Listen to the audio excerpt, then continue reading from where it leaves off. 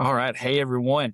So today we have Ruhana with us, Ruhana Hafiz joining us, and Emily's going to introduce her, but we are so excited to have her with us today. As you know, it's Emily and I, so you know we're going to hit on some really cool stuff today. Today, specifically, emotional invisible labor and what the concept of that is, the impact of that is, how to navigate and work through it. So, Emily, if you'd like to introduce. I'd love to. So I am very excited to introduce Ruhana. So Ruhana Hafiz, she is a leadership coach and former senior official with 15 years in the U.S. intelligence community, including director level roles at the National Counterterrorism Center, where she built the agency's first Eid celebration and led partnerships across federal, private sector, and international stakeholders. She is Bangladeshi-born, Harvard MBA-trained, and a mother of teenage twins. So she's definitely going to have some input on this topic for us. And she has spent her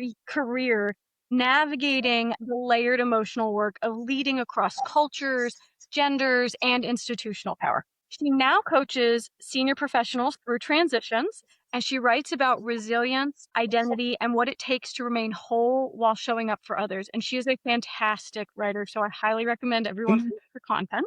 So, Ruhana is joining us today because emotional labor for her is not an abstract topic.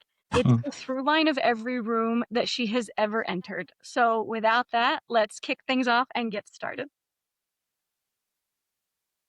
Rohana, the first question I have for you is when you heard this topic, when you heard the title of the topic, when you heard that you were being asked to speak, what was the first thing that ran into your mind? First thought, no filter. Like, how did that topic? What was the immediate emotional response to that topic? Thanks, Emily, for that wonderful introduction. And Josh, really pleased to meet you. Happy to be here. And thanks for giving me a real curveball as your first question. I think my first thought was, had you asked me this question when I was 26 versus 46, I wouldn't know what to say. So to me, so much of emotional labor, invisible labor, the cost of being authentic and the cost of not being authentic is something we learn over time as we live through lived experiences. So I probably have some things to say now that I may not have had earlier. No, that's perfect. That's the thing with wisdom and those lived experiences, right? They inform. I don't think there's a single question that I would answer at 26 that I would answer now at 39. I hope not. And I would challenge myself to have grown a little bit in those past 13 years. Thank you so much for that answer.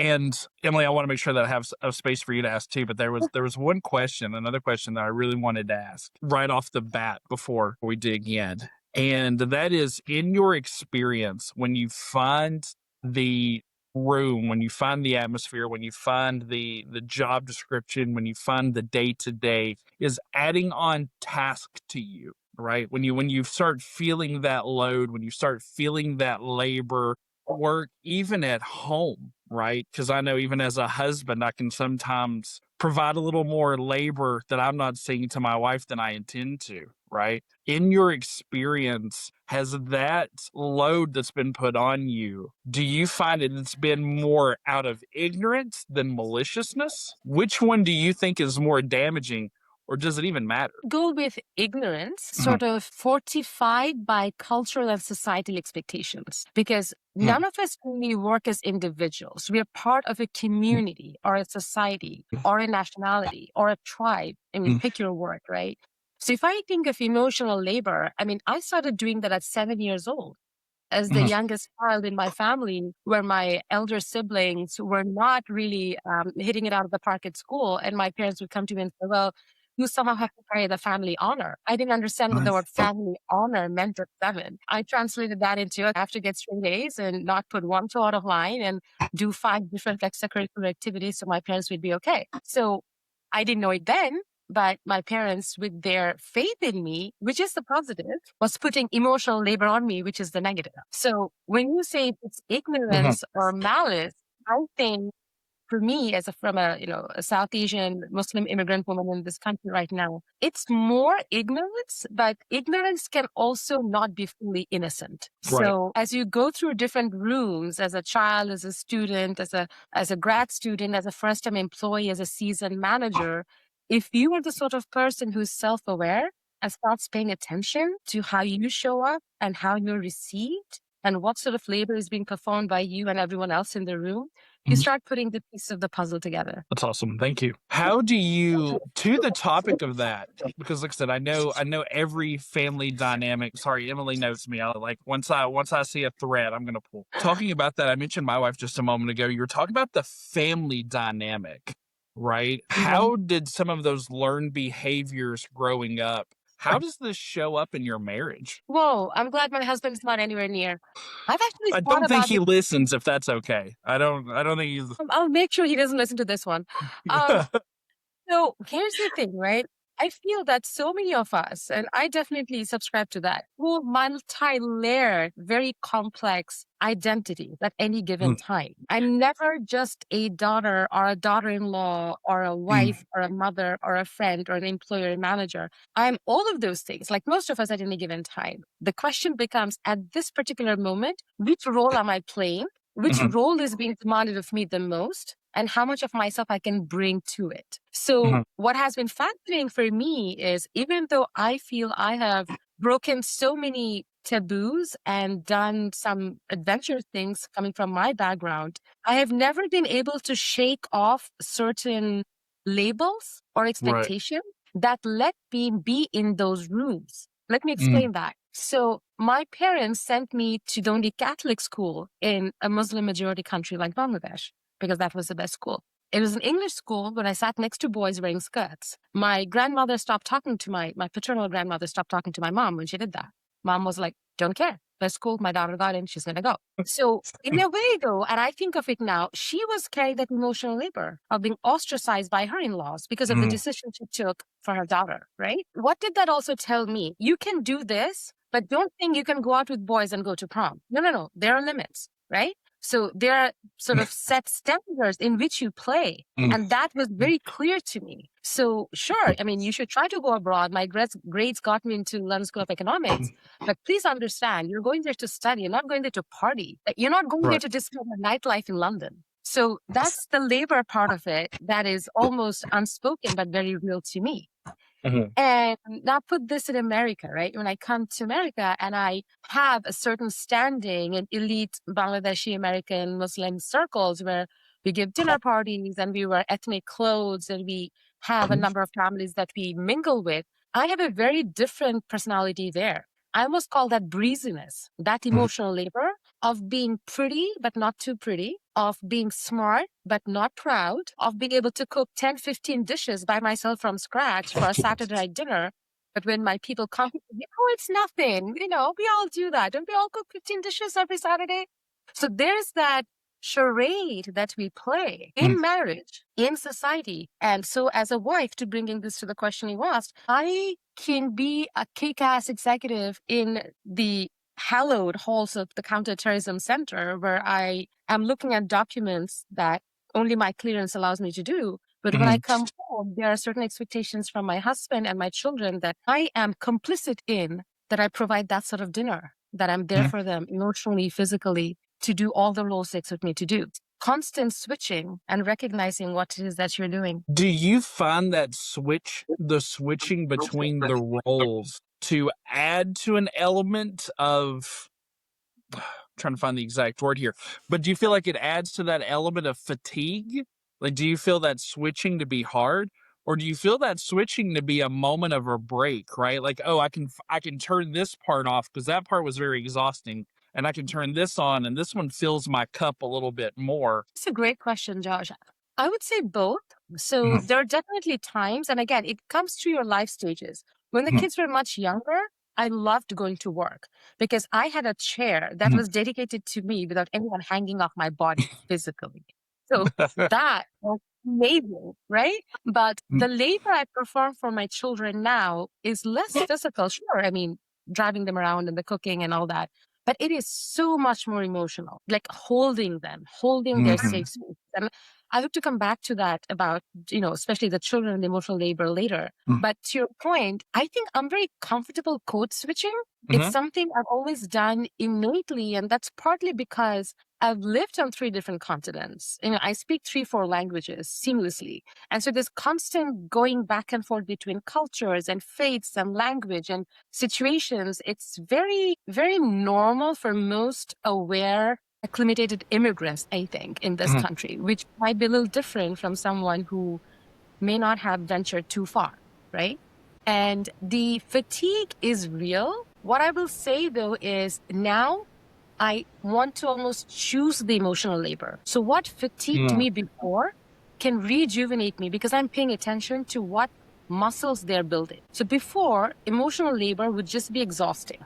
But now I choose how authentic to be in different situations. And so I build a certain skill set from that. And you do go through a lot of pain to gain something. I try to focus more on the gift than the fatigue now, on my best day. Yes. So that was an incredible answer. Thank you so much. And I know there were some other things that you had mentioned there that we'll pull on a little bit later. But to not hog the time, Emily, please let me hand it off to you for a second. If there's any questions that you have. Just having a fantastic experience just listening to the conversation. Ruhana, I would love to hear, because you have such an incredible background. You have moved from different countries. You have been educated in different countries. You're raising children. You've worked in different environments. In your experiences or the experiences of those you work with, how would you say that you find this emotional labor showing up for people? How does that influence either your life or the individuals you work with, their lives? Thank you, Emily. The American Psychology Association defines emotional labor as having to show up in a certain way because the job or the situation demands it. I would like to add something to that. To me, emotional labor is the work of being who others need you to be, but without losing who you actually are. And that's something I've learned over my life. And there's a cost to all of this. But I think I'm going to go back to what I just said. If I'm able to look at this as something that also gives me something in return, I try to make it about a lesson in self-awareness, self-rejuvenation, but self-enhancement. So when you talk about different countries, I left Bangladesh to go to London at 18. That was extremely hard to be in a country that I didn't know a lot of people, away from my parents, my support system, thrust in an educational system that I did not grow up in. So you have so much anxiety and trauma, and then you find your resilience. So my attitude generally is, if it's really tough, I'll probably learn something from it. I don't know why. I tend not to get flustered or scared or awed by too much. And maybe that is why, after Harvard, of all the job options that there were there, I chose to go into the FBI. And I was the only person in my 900-person class graduating from HBS in 2010, then joined the government. But to be working in a post 9/11 atmosphere in the J. Edgar Hoover building in Washington, D.C., where I probably was, I was maybe the only Muslim colleague. Most of my agent and non-agent colleagues had the privilege of communicating with. I took that very seriously. Was it a lot of emotional labor? Absolutely. Was it a gift? Did God give me this chance to be a sort of brand ambassador for my faith, for my race, for my identity? I took that as a gift. So, let me give an example. The FBI had recently gone through its whole strategy refresh. It was a bubble chart, flow chart, strategy, goals, milestones, all of that. I just got an MBA from Harvard and I couldn't make sense of it. Let's not put it this way. And my first boss said, Ruhana, I'm sorry to do this to you, but you have to be teaching this whole strategy chart to about 100 agents over the next couple of months, do sessions and figure out. So I want everyone to understand what this is. I said, oh my God. Right. So I schedule 1-hour session, 10 agents at a time. And I do this and I get better at it. I explain what is strategy, why we need it. You just can't spend $9 billion, 40,000 people without having goals and, evaluations and all of that good stuff. And I remember this clearly. This 16 years ago, this really tall, very impressive agent comes to me and says, with his friends around him, he says, Ruhana, I want to tell you something today. I said, yes, sir. I just learned it to say sir and ma'am. I'd never knew all of that stuff before. I said, yes, sir. He said, I've been working in this FBI for 15 years now. I said, okay. He said, it finally took a foreigner with an accent to explain strategy to me. And I think I get it.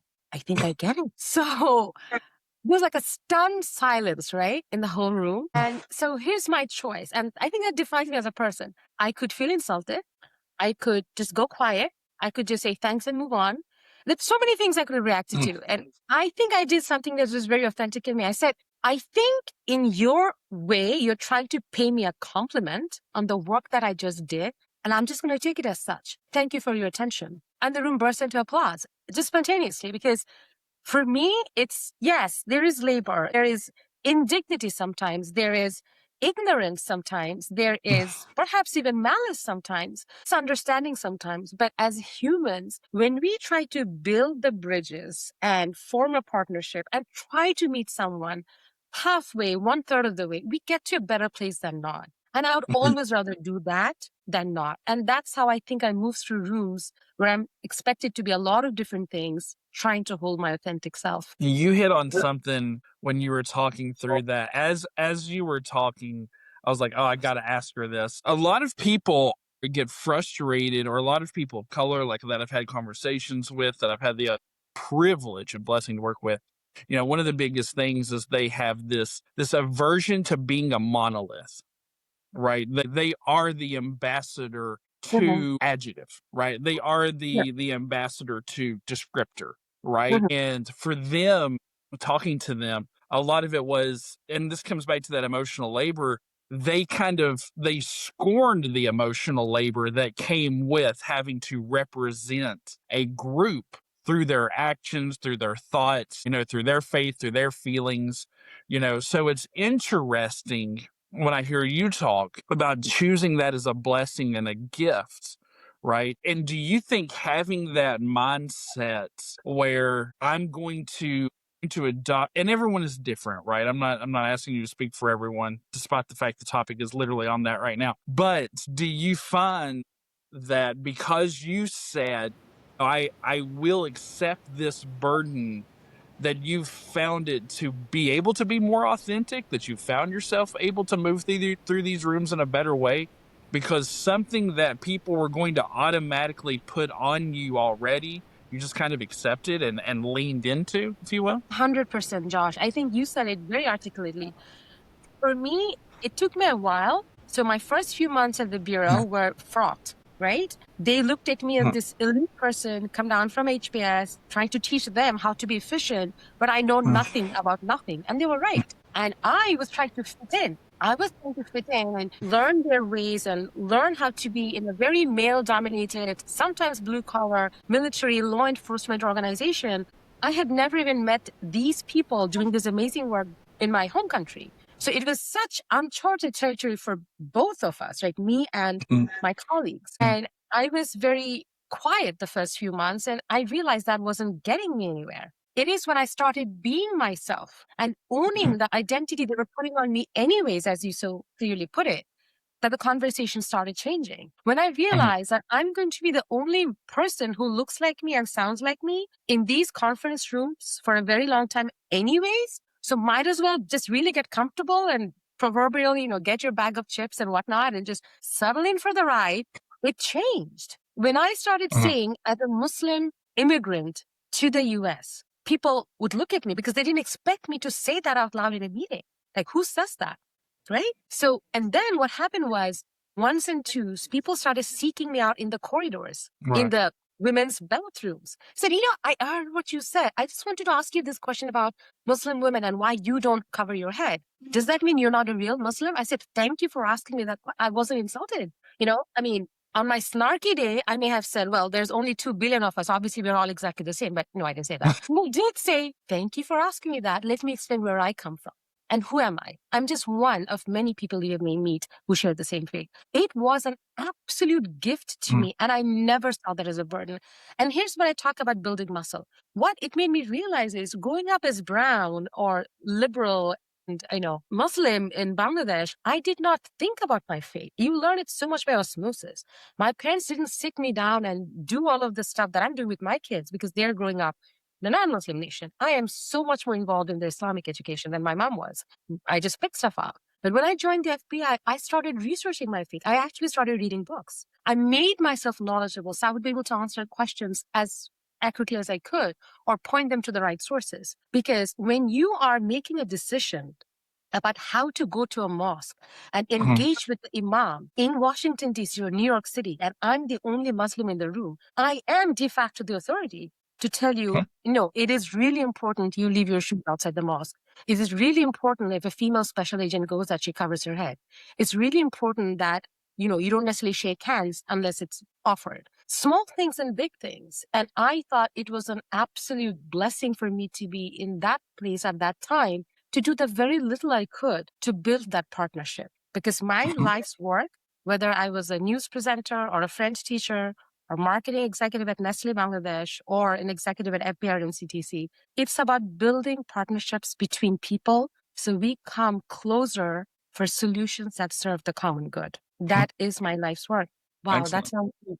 Yeah. No, I love that. That's incredible. Because you've taken such an incredible approach to, being the only in an environment, the only, whatever it is, woman, person of a specific religion or, minority, anything that oftentimes, like Joshua was saying, just can be so much weight. And it's not always something that we want to take on. And then I'm just trying to think about how does that play out over time? You mentioned earlier at the beginning about learning to be authentic along the way. How does it play out if you are authentic versus aren't authentic when you're navigating the emotional labor of any situation? Earlier, when I thought a lot about who am I and how I'm bringing myself into a room, the fatigue was more. As I've gotten older, wiser, more responsibility, managing larger teams, I realize when I give myself the license to be authentic, the emotional labor is less. But very importantly, I am then empowering my colleagues and the people I have the privilege of leading also to bring their more authentic selves into the room. And that is a very, very important point to me, because if I cannot show up as an authentic leader, if I cannot create psychologically safe spaces for people to be themselves, I will not be able to help them perform to their best ability, because we all bring emotional labor to work, right? We all have lives outside. Let's just take the professional context for a second. I'll come back to being a mom leader. We all have a life before we come into the work building. Like for us, it's always obviously on site, but work is work, wherever you're doing it from. And there's a very big, fuller life when you shut down your laptop and you go back to your life. So in between, whether it's 4 hours or 8 hours or 12 hours, that is a version of you. That's not the full version of you. So if you have someone you're worried about at home, if you're a caregiver, for example, whether it's your parent or your spouse or your child or someone else, and you somehow tell yourself, it doesn't matter, I will just repress that thought for 8 hours, I'm going to be wonderful and whatnot. Is that actually possible? Or is it possible over the long term? What's the cost you pay? So what I started doing as I started moving up through the ranks, but also as a person, is without weighing things down, I would bring my life into the conversation and I would be very open about it that, my twins are sick. I'll be leaving early tonight. And this is what we need to do. Let's put the plan in place. Who's going to be covering this? What can we not drop through the cracks? I mean, these are tough organizations with stressful situations, right? Obviously. So when you are honest and you show up, I think you help others also bring their emotional labor to the forefront and work on it together. In my last job, had my desk faced the door. So if I'm just like this, people would see me working at my computer. So they were facing the back of my desktop. I printed a gigantic poster that says, asking for help is a sign of strength. And I just put it. And my door was always open. I'm an open door manager. So anytime anybody would walk in, they're seeing that multiple times a day. Because I realized so many of us, the emotional labor we carry into work is somehow I have to figure this out on my own. I have to show up analytical, efficient, very proficient in these skills. I have to have a solution. I have to go to my manager with always a solution. I cannot bring problems. I have to be cheerful. I have to be the colleague people want to hang out with, etc. Name it. But what I was trying to do in my own small ways, I can say to some people will hear it, some people will read it, but I was making it clear that when you come to me, I expect you to be just yourself. Like if you have a problem and not an unpolished version, just come. And people who wouldn't normally come to me started coming to my office because they told me, we saw that asking for help is a sign of strength. We've never seen that. In these IC communities, you don't say that. You're supposed to be an expert of bioweapons or domestic radicalization. Pick your topic, violent crime. You should know it. How dare you say you don't? So I think when you take this emotional labor and the myth of it apart, you're doing something bigger for your community. And that's what drives me, honestly. So which makes the labor more of a gift I choose. Thank you for that. That's incredible. And I love that, we talked about at the beginning, like any time I hear a servant's heart, I'm going to get excited. Right. So I think that's absolutely incredible.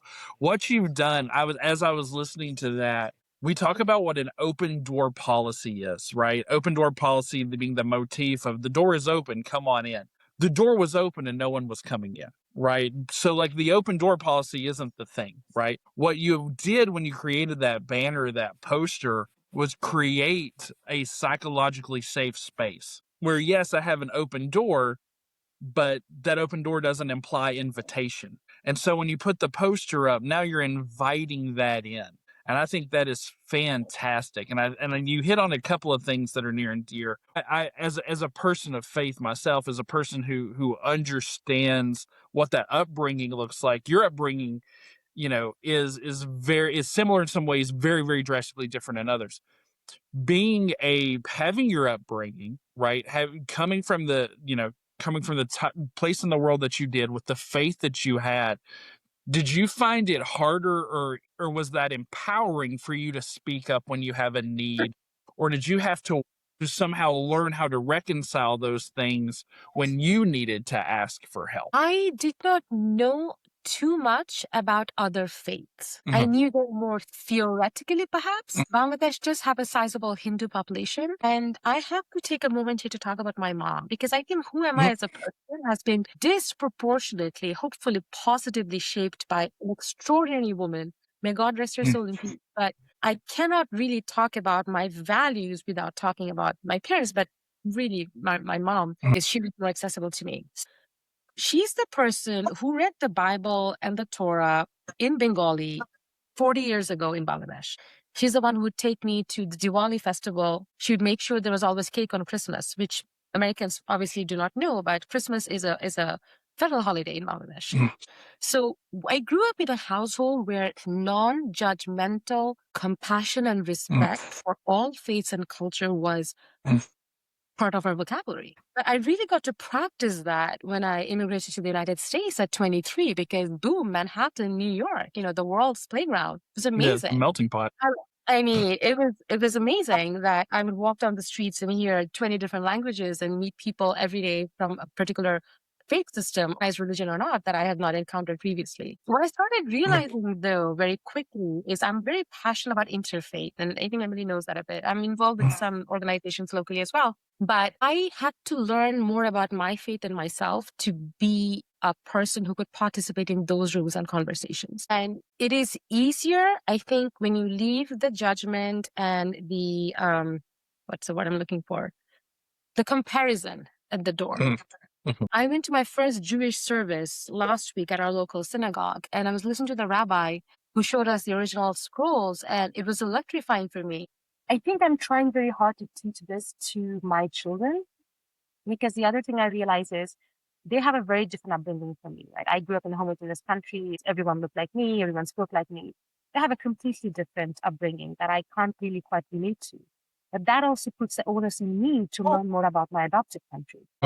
All of this is, again, building the muscle that we need to maybe just survive better in a very chaotic and crazy world. No, perfect. Thank you. And Ruhana, you don't have to constantly be interviewed. You can ask us questions if you want. Yeah. You're here as our guest, so we want to get as much as we can from you.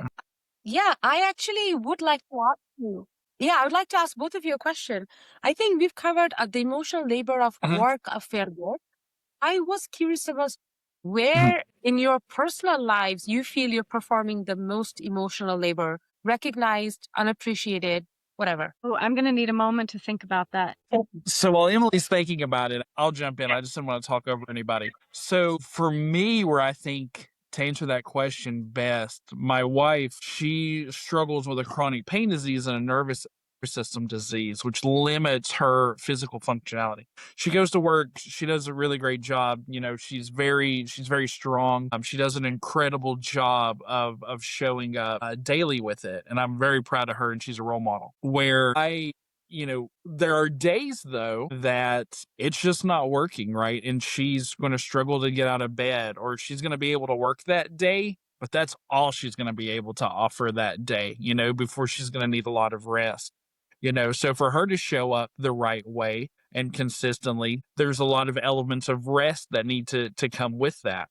And when she has those moments of rest, that is when I come in and start picking up a lot of those pieces, right?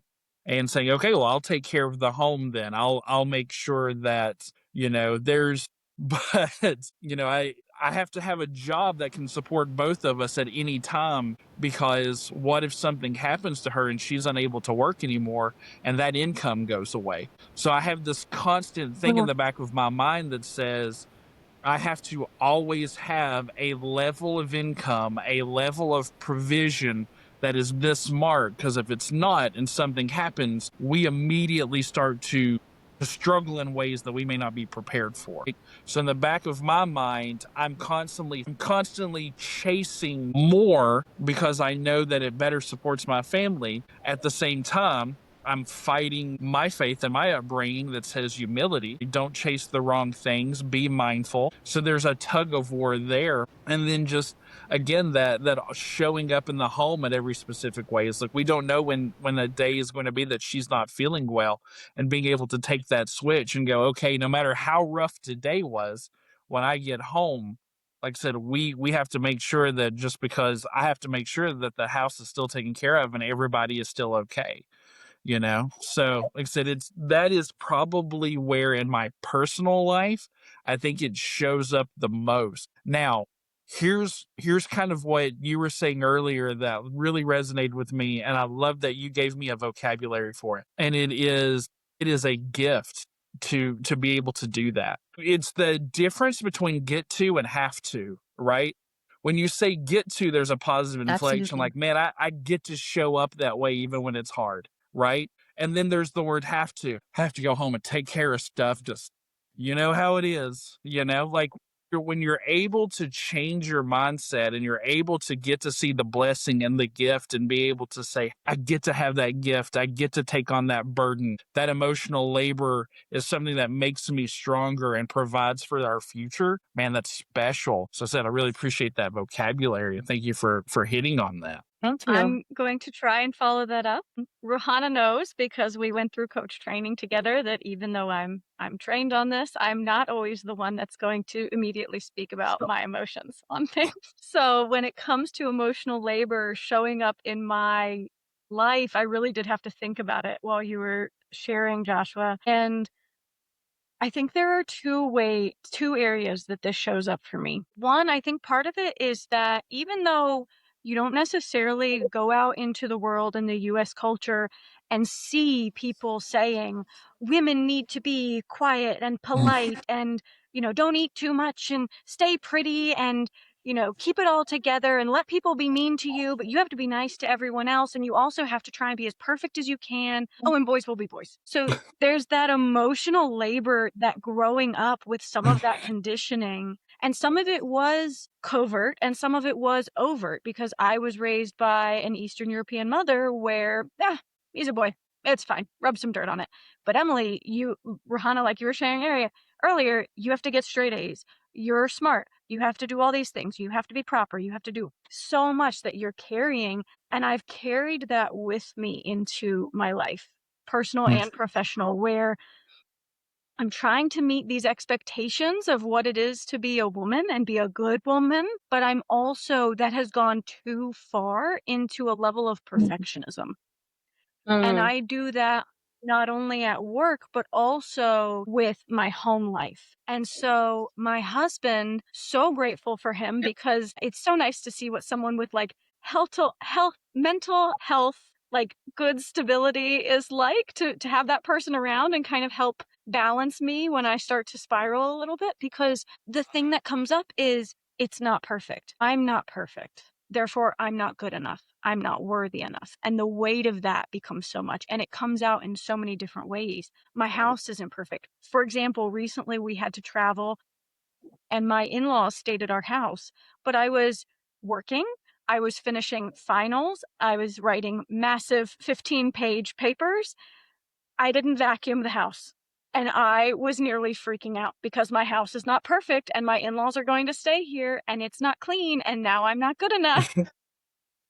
And so I think that's where in my personal life, I carry so much of that emotional labor is taking on this bridle of expectations that I did not necessarily set for myself. And one of the things Ruhana said was like, if we'd asked her about emotional labor and at 26 versus 46, she's not even sure how she would have answered that.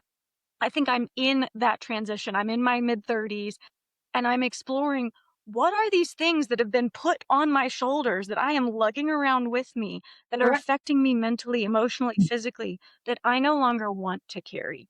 And I'm shifting that dynamic, and it is slow and it is hard, but it is incredibly rewarding and is contributing to a lot of personal development and growth along the way. So that would be where I see it. Oh, I think that's amazing. I mean, both of you, right? So Josh is almost finding a new vocabulary for what he's doing anyways. It's not so much flip the script, but he's labeling the script as I choose to versus I have to, get to versus I need to. And words are powerful. And as coaches, we know how we frame things psychologically, and that shows up in our work and life are incredibly impactful. So kudos to you for that. And Emily, what you said, to be in your mid 30s and having that transition, I think is a lifelong work, but people who have a modicum of self-awareness, who have perhaps the luxury of spending some time thinking about themselves and their places and their multi-layered identities in the world may get to a point where they're able to choose, okay, this is serving me, this is no longer serving me. What do I keep? What do I discard? And is there a balance? Is there a combination? I just want to say something. We all will do emotional labor all our lives in some form or the other. There's no clean solution. If you're alive and you're breathing and you have a relationship with anybody, including yourself, you will be performing emotional labor. Now, the question is, how do you carry it? What do you learn from it? Because I think really tough things has the capacity to make you soar like other things don't. And what is your advice to yourself and others, right? That's something where I keep coming back to. You cannot perform emotional labor unless you're taking care of yourself. Like all these wonderful things that I say, that is the truth. But there are also other multiple truths I hold concurrently. I have an amazing support group of mainly female friends that I go to, people with whom I can be absolutely myself, who go to coffee with me or stroll through a museum with me or just let me rant or whatever that is. So we all need those places, those safe spaces to be ourselves and find the strength to carry the emotional labor on days where you're the only one doing the labor. So I ask both of you to really think about where you get that strength from that lets you do all this labor, willingly or unwillingly. Yeah. I think for me, the strength comes from being able to see that I have done this before, being able to see that I can get through it again. And in doing so, in building that awareness and learning about myself, you mentioned something earlier when you shared the story about how you had to go home and take care of the twins, but the work still had to get done. When you shared that, I was thinking about how oftentimes it feels like a give and take in relationships with people. You want to give so much. And especially as women, we're often conditioned to give. However, it is okay to get and it is okay to express what you need. And so in this process, I've been learning to also stay aware of what effect that's having on me. For me, it is a combination of experiences, very much faith driven. I got a lot of strength from that. I get a lot of strength from, as Emily was saying, those experiences. One of the things that I'm always repeatedly surprised by is I think back to a younger version of myself and go, everything that I've ever accomplished since I probably graduated high school is something that Joshua would have told himself he would never do. Right. You would never, you're never going to do this, man. Like I saw you at high school. You're not going to pull this off, like I know this kid, and so it is being able to challenge myself to do hard things and surprising myself. And so those experiences of, hey, I am going to be a first generation college student. I am going to do those things. I'm going to escape this cycle of poverty. I'm going to escape a cycle of abuse in my life. I'm going to escape these things. And once I got out and was able to become more independent, that started laying this groundwork of like, wait a second, all of the things that were impossible are possible. So why, I can handle this. I can do this. So like I said, just that confidence. And so I would say, where does that come from? Again, that faith, that experience, and that desire to leave a legacy, whether there's credit or not. So I also wanted to ask you, Ruhana, where does the source of strength come from when navigating this emotional labor for you? I would say quite a few sources, actually. I will start with my positivity. And I know that's a word that gets thrown around a lot, but I am one of the most persistently, perhaps annoyingly positive person I know. And, I choose that because I've moved countries, moved away from families, built a new life for myself, new identity, organizations I never thought I would go into. Like Josh said, what? I did that? What? I'm going to do that. And if I weren't positive, I couldn't walk through those doors. I couldn't claim my seat at the table. More than claiming my seat at the table, I couldn't lead those conversations. So I think there's something in me that is still wide-eyed and curious and very happy and blessed, almost in a childlike way, that, wow, I get to do all of these things. What a gift. That's one for sure. And, I've lived through the death of both parents, a lot of estrangement, not having my family and so many of my people I grew up with around here. But that same strain has led me to build a different kind of support system here, of friends who have become family, of acquaintances who I get to have deep philosophical conversations with. But so I think there's an attitude you bring to the world, and the world gives that back to you. 100% for me. I'm the person who will say hello first. And 9 times out of 10, someone will say hello back, and we have a different conversation than we wouldn't have. And by the way, smiling and saying hello and putting my hand first out doesn't cost me anything. 9 times out of 10, I gain something out of it. So that's my lived evidence, empirical evidence, if you will. 1. 2, my faith. It's innate. I get a lot of strength from it, a lot of guidance from it. But when you have a sense that this life is just not it, and we're all playing parts on a stage, if you realize that this is all finite and it will be okay eventually in the end, and some higher power, whatever you believe in or don't, has a plan that I don't control, it takes the burden off of you a bit. Like, even if you mess up in a very catastrophic way, it's okay. Maybe it was meant to happen. It'll sort itself out. So what that helps me do is be very serious about the gift of life, but not take myself too seriously. And I think, Ellie, you know this about me. I say humor is one of the ways I deal with life. And I used to take for granted. Doesn't everyone crack jokes at work? Doesn't everyone like the video? And then when I kept getting 360-degree feedback from my managers, my staff, and they kept pointing out how in the most tense situations, I was able to find the levity. I was able to make them smile. I was able to hold us in a humorous, compassionate way. I realized that what I've been taking for granted for some of my skills and attributes, I started paying attention to them. So I think there's a combination of, as I said, taking life very seriously as a gift, but not taking myself over seriously. That comes from my faith. That helps. And lastly, I think friendship for me is huge. So if you ask about emotional labor, I am very, very deliberate, and I invest in my friendships a lot. I'm the person who texts at least 15 people a day. I'm the person who's making sure that my girlfriends and I were meeting up for coffee, lunches, museum visits, just getting together, going to a Jewish synagogue together, going grocery shopping together, cooking together. I will do that labor, that tangible physical labor of communicating, reaching out, bringing people together. But see, because I get so much out of it, it's not labor. It is absolutely refreshing and rejuvenating to me. So I think we need to find what lifts us, because then it makes the labor that is actual labor more bearable. Absolutely. Thank you for sharing that. Perfect. So I want to be conscientious of time here. We're coming up on our hour.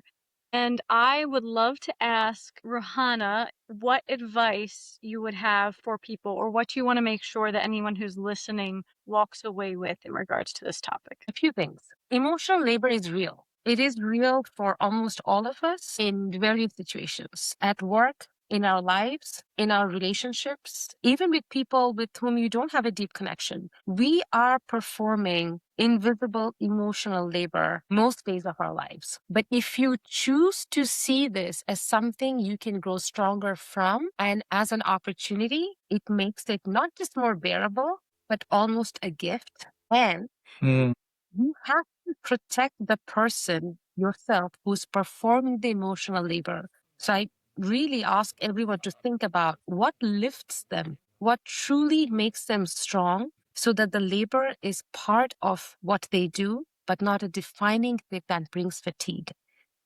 And lastly, I think without overthinking anything, you can fix a problem without caring. And you can care without fixing. I know, because I do both. Fantastic. Thank you so much. Yeah, I love that. Good advice. Thank you so much. So, Ruhana, I feel like I've Thank made a you. friend today. So I really appreciate you coming in and talking with us today. This is a real pleasure. Again, when we talk about pouring cups, finding the things that gives us pleasure, this is definitely an hour of my weekend that's going to carry me for a long time. So thank you so much for spending the time with us, giving us this gift.